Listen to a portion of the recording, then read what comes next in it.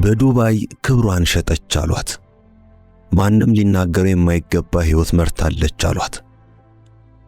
ተለውጣለች፣ ሌላ ሰው ሆናለች አሏት። ግን ማንም ምን እንደተፈጠረ የጠየቃት አልነበረም። ይህ የሰላም ታሪክ ነው።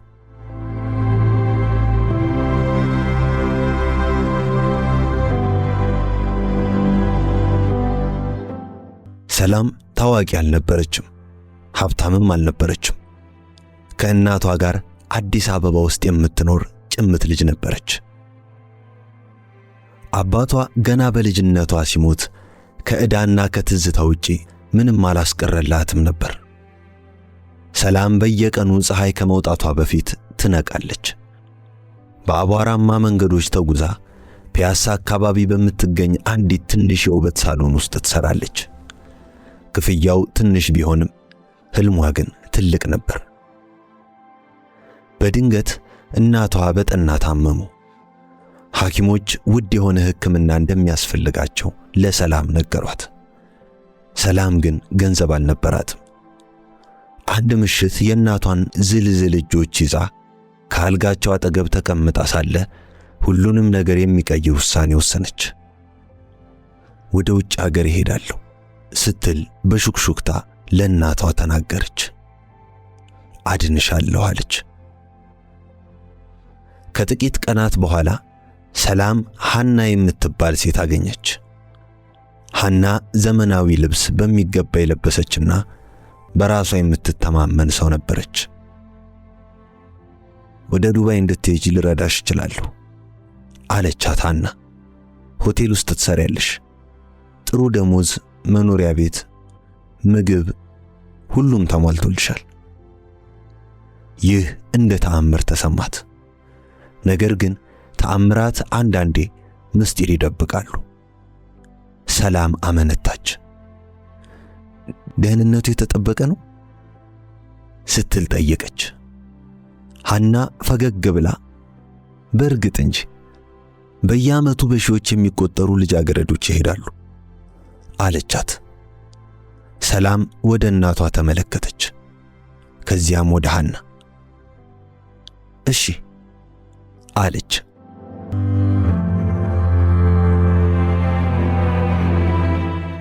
ዱባይ ከአዲስ አበባ ጋር ምንም አይመሳሰልም። ሰማይ የሚነኩ ረጃጅም ሕንፃዎች፣ መቼም የማይጠፉ መብራቶች፣ በየቦታው ያለው ቅንጦት በጣም አስገራሚ ነበር። መጀመሪያ ላይ ሰላም ተስፋ ተሰማት። ሕይወቴ የሚቀየርበት ቦታ ይህ ነው ብላ አሰበች። ነገር ግን የሆነ እንግዳ ነገር ተሰማት። አውሮፕላን ማረፊያ ላይ አንድ ሰው ፓስፖርቷን ተቀበላት። ለሂደት ነው አላት። ከዚያ በኋላ ግን ፓስፖርቷን አላየችውም። ሰላም ወደ ሆቴል በመሄድ ፋንታ ወደ አንድ ትልቅ ቪላ ተወሰደች። በውስጡ ሌሎች ልጃገረዶች ነበሩ። አንዳንዶቹ ዝም ያሉ፣ አንዳንዶቹ ደግሞ የሚያለቅሱ። አንዲት ልጅ ሰላምን ተመልክታ በሹክሹክታ እንዲህ አለቻት፣ ባለሽበት መቅረት ነበረብሽ፣ ባልመጣሽ ይሻል ነበር። የሰላም ልብ ተሰበረ። ይህ ቦታ ምንድን ነው ስትል ጠየቀች። ማንም አልመለሰላትም። በዚያ ምሽት አንዲት ሴት ወደ ክፍሉ ገባች። ድምጿ ቀዝቃዛ ነበር። ዕዳ አለብሽ፣ ለአውሮፕላን ትኬት፣ ለሰነዶችና ለሂደት የወጣውን ገንዘብ ሰርተሽ መክፈል አለብሽ። ሰላም ተንቀጠቀጠች። እኔ የመጣሁት ሆቴል ውስጥ ለመስራት ነው። ሴቲቱ ሳቀች። ምንም አይነት ሆቴል የለም።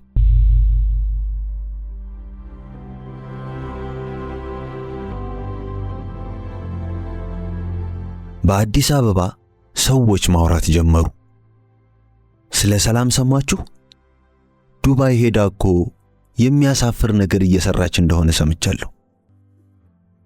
እነዚህ ልጆች እዛ ይሄዱና ባህላቸውን ይረሳሉ። ጎረቤቶቿም ሳይቀሩ በሹክሹክታ ያወሩ ነበር። ዘመዶቿ ስሟን መጥራት አቆሙ።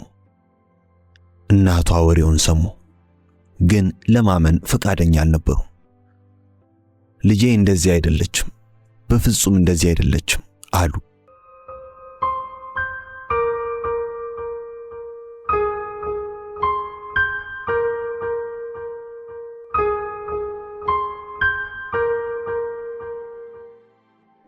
በቪላው ውስጥ ነገሮች ይበልጥ እየጨለሙ መጡ። ልጃገረዶች በሌሊት ይወሰዳሉ፣ በዝምታም ይመለሳሉ። አንዳንዶቹ ደግሞ ጨርሶ አይመለሱም።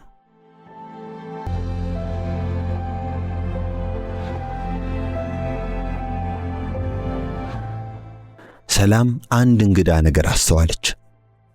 አንድ የተቆለፈ ክፍል ነበር። በሩ በተከፈተ ቁጥር እንግዳ ድምጾች ትሰማ ነበር። ሙዚቃ አይደለም፣ የሰው ድምጽም አይደለም። ያልተለመደና አስፈሪ ነገር።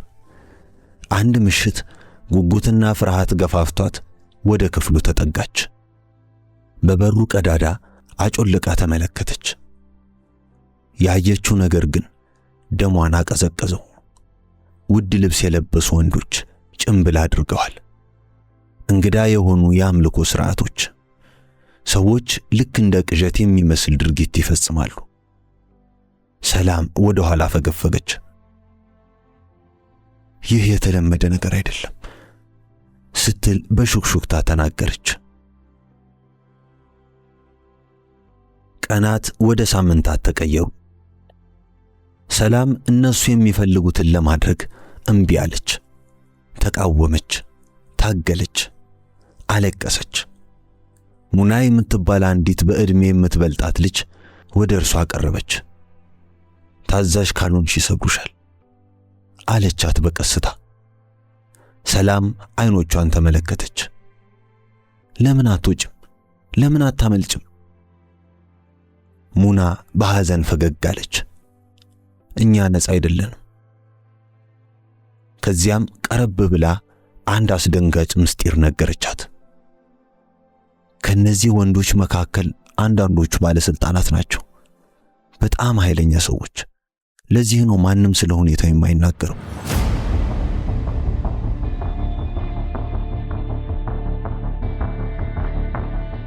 ሰላም ወጥመድ ውስጥ እንደገባች ተሰማት። ነገር ግን በውስጧ አሁንም በሕይወት ያለ አንድ ነገር ነበር፣ ተስፋ። ሰላም ሁሉንም ነገር መከታተል ጀመረች። በሮች፣ ጠባቂዎች፣ ሰዓቶች። አንድ ነገር አስተዋለች። በየሳምንቱ አርብ ምሽት ጥበቃው ይላላ ነበር። ቪላው ሥራ ይበዛበታል፣ ትኩረት ይከፋፈላል። አንድ ምሽት በዚያ ግርግር መሃል ሰላም እድሏን ሞከረች። ልቧ በከፍተኛ ሁኔታ ይመታ ነበር። እጆቿ ይንቀጠቀጡ ነበር። በባዶ እግሯ በጓሮ በኩል ወጥታ ወደ ጨለማው የዱባይ ጎዳናዎች ሮጠች።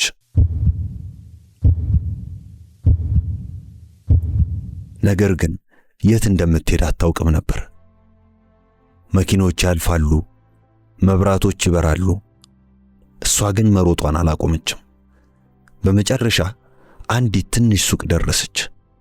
አንድ ኢትዮጵያዊ ሰው በሱቁ ውስጥ ቆሟል። ግራ ተጋብቶ ተመለከታት። እባክህን እርዳኝ አለች በደከመ ድምፅ። ድምጿ ተቆራረጠ። ሰውየው ወዲያውኑ ተረዳት። ደበቃት፣ ውሃ ሰጣት።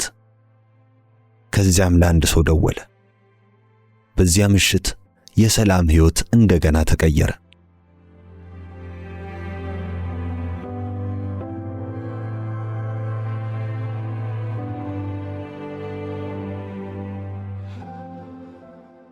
በኢትዮጵያውያን ማህበረሰብ እርዳታ ሰላም ወደ ባለስልጣናት ደረሰች።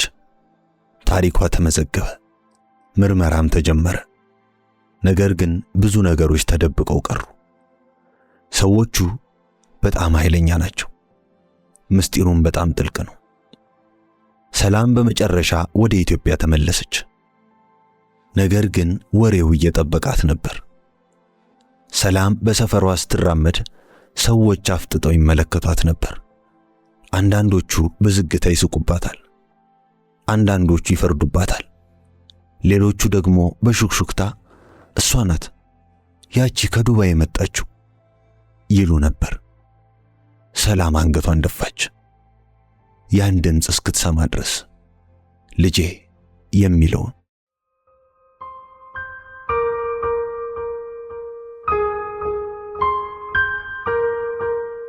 እናቷ እዚያ ቆመው ነበር፣ ፈገግ እያሉ በዓይኖቻቸው እንባ እየፈሰሰ። እናቷ ሰላምን አጥብቀው አቀፏት። አውቅ ነበር፣ እንደምትመለሽ አውቅ ነበር። ሰላም ስቅስቅ ብላ አለቀሰች። ለመጀመሪያ ጊዜ የደህንነት ስሜት ተሰማት።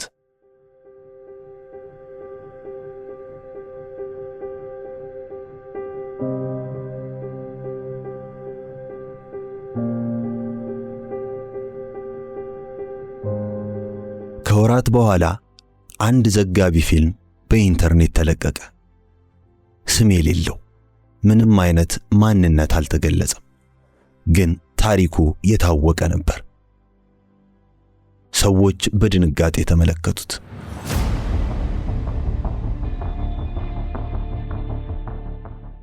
ይህ እውነት ነው? እንዲህ አይነት ነገር ይፈጸማል? ብለው ጠየቁ። እናም ቀስ በቀስ ሰዎች መረዳት ጀመሩ። ሰላም ሰዎች እንደሚሏት አይነት ሰው አልነበረችም። እሷ ተርፋ የወጣች ጀግና ነበረች። እናም አንዳንዴ በጣም ጠንካራዎቹ ሰዎች በሰዎች ዘንድ ይበልጥ የተሳሳተ ግምት የተሰጣቸው መሆኑን የሰላም ታሪክ ለዓለም አስረዳ።